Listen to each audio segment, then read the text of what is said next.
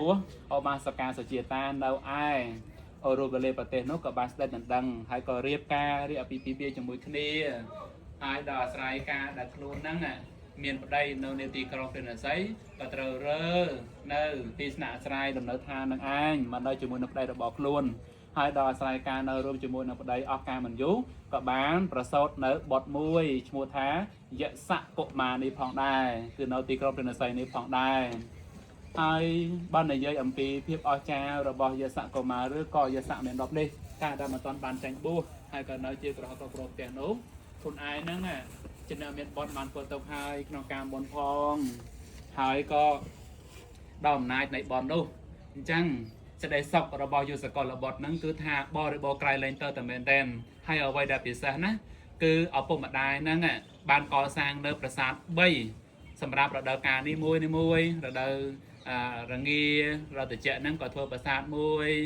សម្រាប់រដូវភ្លៀងក៏ធ្វើប្រាសាទមួយសម្រាប់រដូវក្តៅក៏ធ្វើប្រាសាទមួយដើម្បីឲ្យយសកុមារឬក៏យសរណប់នេះឯងស្នាក់អាស្រ័យនៅហើយអ្វីដែលពិសេសលើសនោះទៀតសោត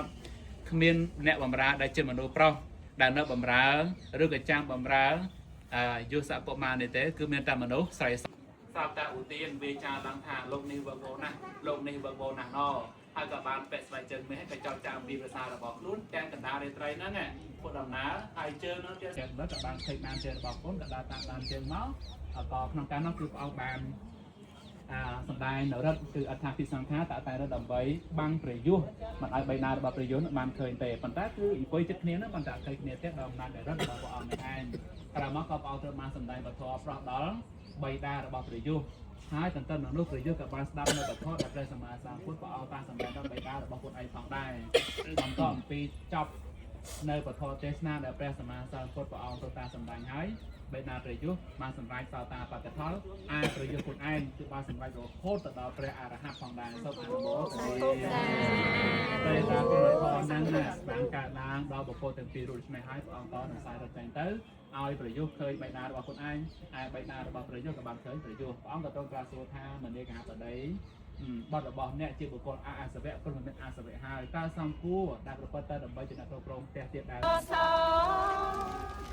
យួងបានស្ដាប់ធម៌តលំតាមគ្នាអេហេភីខំដោយព្រះភ័ក្រកវីព្រះយួងបានជាសង្ឃព្រះអរហន្ត54អង្គសម្លាញ់ព្រះយួងមកពួងទាំងអង្គព្រៃមិនកទេវនឋានត្រៃរតនាឋានព្រះភ័ក្រវនត្រឹម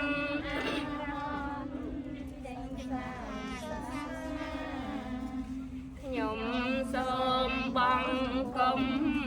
ឋានត្រៃរតនាដោយចិនស្មងស្មាំងនឹងព្រះសាស្តានឹងព្រះអរហន្តនឹងធម៌ទេសនាខ្ញុំសូមប្រាថ្នាផលកាមលោកីសូមអនុមោទនា